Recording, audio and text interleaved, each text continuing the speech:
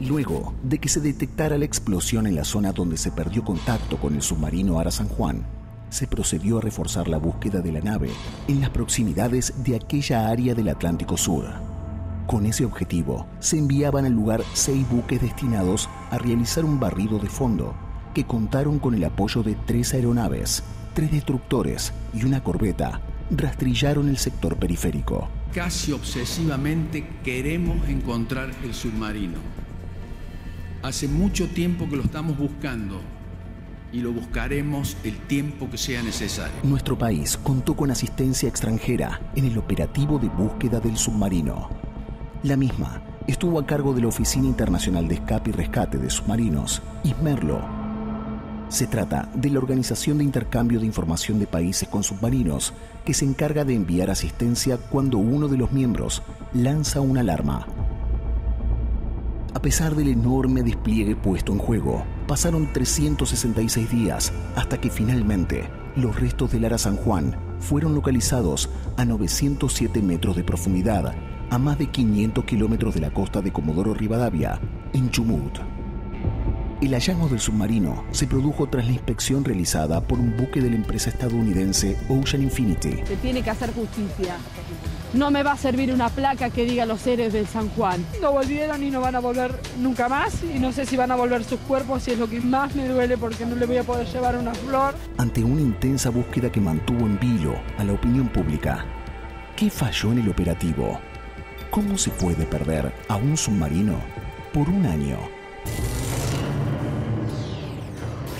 Valeria Carreras es abogada y representa a las familias de las víctimas. Bueno, en principio la jueza dijo, estos son los responsables, 6 oficiales de la Marina que en teoría desde tierra debieron decirle al comandante que no sumerja el submarino porque estaba en peligro. Pero en representación de los familiares, ¿vos crees que tiene responsabilidad el jefe de la Armada, el ministro de Defensa Oscar Aguad y Mauricio Macri como presidente? ¿Por qué? Mira, lo que dijo la jueza fueron 3 cosas. Estrago culposo, sí, que fue haber autorizado a salir en esas condiciones. Ajá. Y no haberlos dado las órdenes inmediatas, un poco como te decía Rosy, desde tierra.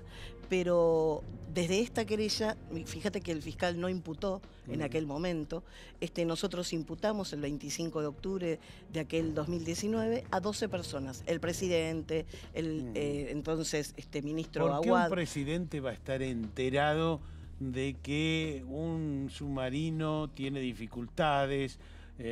Porque para esa misión necesitaban la firma de lanzar torpedos, porque iban a hacer un ejercicio que se llamaba hundir al Somellera, y necesitaban la firma presidencial. Ese, entre otras pruebas que tenemos. Pero aparte porque es el comandante en jefe. Nosotros como querella lo apelamos a esta exoneración de culpa que había hecho la jueza el 31 de enero del 2020 y la Cámara Federal de Comodoro Rivadavia no solamente nos dio la razón para que se investigue a la responsabilidad penal de ellos 3, sino que aparte le dio medidas para hacer. Le dijo, revise si se recortó el presupuesto, revise quiénes estaban al tanto de esto, de calibrar el aire, porque no tenían los filtros de aire, estaban vencidos. Todo esto ya se hizo. Revise qué manejo hubo de la emergencia, porque esto es fundamental. El Leal Ibarra le pregunta a Villamide, al titular del COF, sí, ¿cómo notó la voz? El titular de la Fuerza Submarina. de Submarinos. ¿Cómo le notó en una audiencia oral que duró 27 horas, Tuni?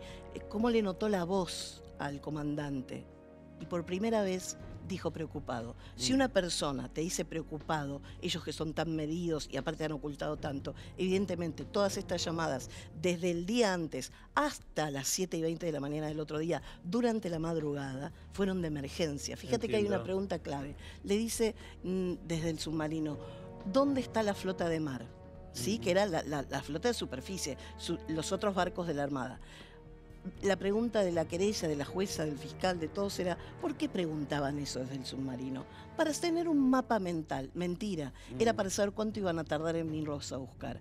¿Y por qué no los fueron a buscar? Yo creo porque se confiaron en que todo esto ocurrió en 2019, en julio de 2017, del 1 al 19 de julio. Lo mismo, la entrada de agua por la Eco 19, el principio de incendio, pero es decir, se salvaron. El hecho anterior me estás hablando.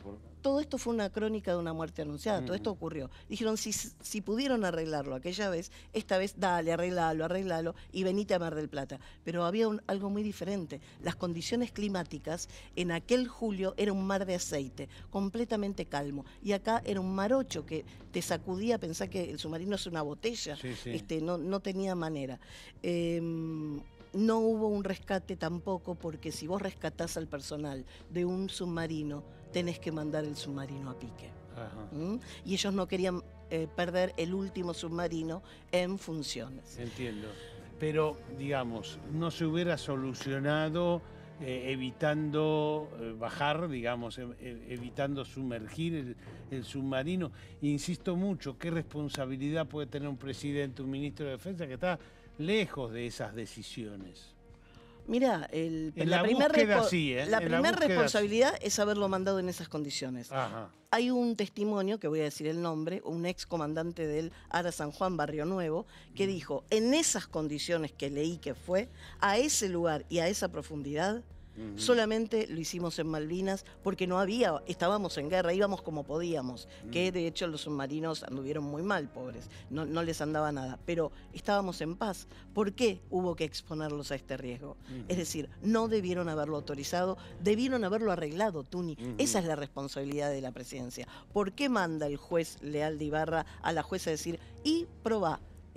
¿Recortaron presupuesto? Sí, está aprobado, recortaron. ¿Había algún tipo de plan para mejorar los sistemas? ¿Ya habían informado que esto no funcionaba? Sí, lo habían hecho, lo habían explicado, lo habían pedido. Es más, dice la palabra ruego el comandante en su último informe, ruego el pase a dique seco.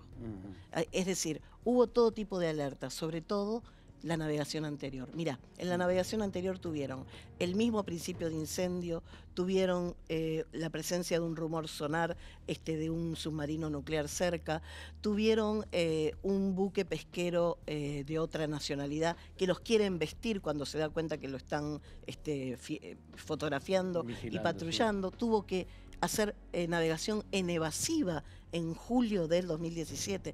Es decir, les pasó de todo. Acá en esta navegación, de los reportes en mensaje que tenemos, iban cumpliéndose las mismas cuestiones. La gente dice, ¿y por qué el submarino no falló hasta que llegó a... Viste que zarpó el 25 de octubre. Sí. ¿Por qué no falló hasta Ushuaia?